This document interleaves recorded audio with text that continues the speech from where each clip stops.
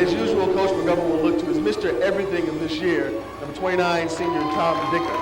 This year he's gained a total of almost 1,500 yards rushing and scored 20 touchdowns. And with 141 points, he will easily lead the Middlesex League in scoring for the second straight year.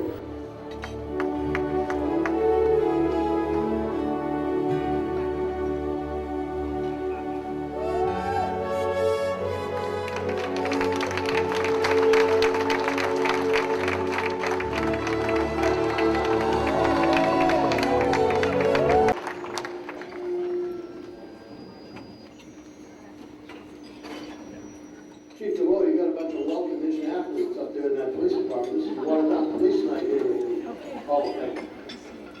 You know, there is a pantheon of great backs that have played at Watertown High. The back to Bob Daughters, who was in the Hall of Fame and starred at Watertown High and later starred at Holy Cross.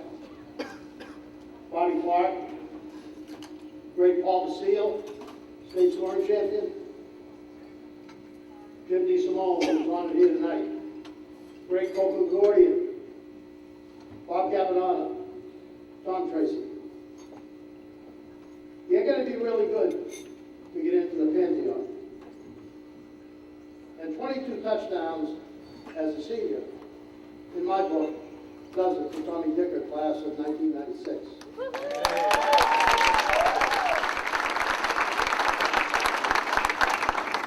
He's the second all-time single leading scorer in the history of the school. His 43 touchdowns are the school's all-time record. He scored 5 touchdowns in a game against Winchester in 1995, when the team was down 34-19. He rallied the team to a 44-39 win. He was a punter and a kicker. He was a Boston Globe and Boston Herald All-Scholastic. He was the Boston Globe Division II Player of the Year.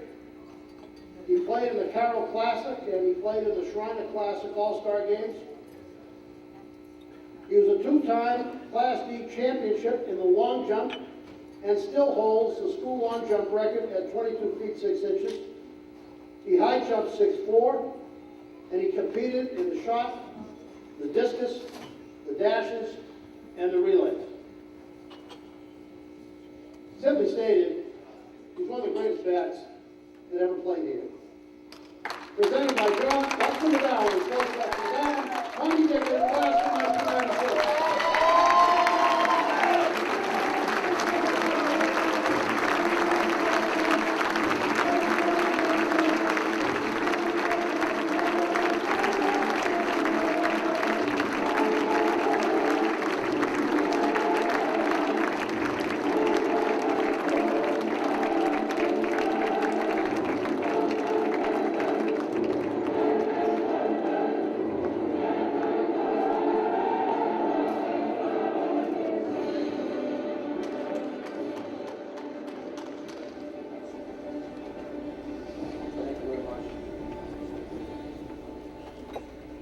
One incredible honor is one great company I set this on.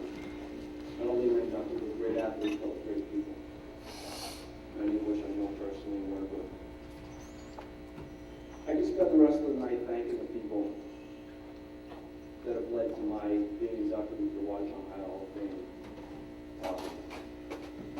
I won't do that, but there are a few people that I have to acknowledge and thank.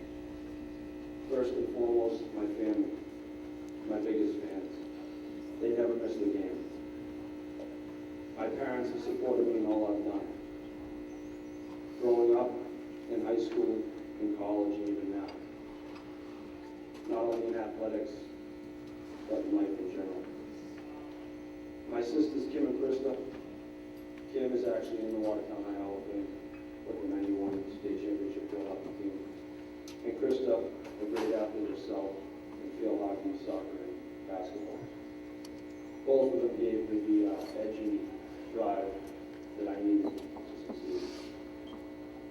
My grandparents, my biggest fans of all, they were with us tonight, but neither of them missed a game.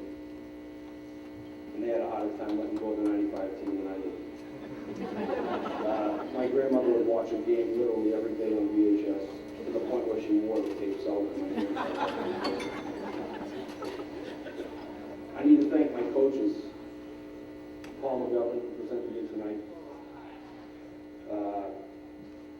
and his staff. They were like no other staff that I've ever played with. I will eternally compare that staff to the best coaches in the world. Margaret, Juicy, Maves, Gilday, and the rest of the coaches share bonds with the players that last today. Most importantly, I must thank my team. Not only teammates, but friends and family. We all trusted each other and played the game the way it should be played. I can still call any of those guys today to talk about the whole time. If I could use one word to describe the team that I played on in 1995, it would be trust. Trust in ourselves, trust in each other, trust in our game plan, our coaches, and most importantly, trust in winning. This is the only team I've ever played on, in any sport and at any level, that played every game knowing that they could win,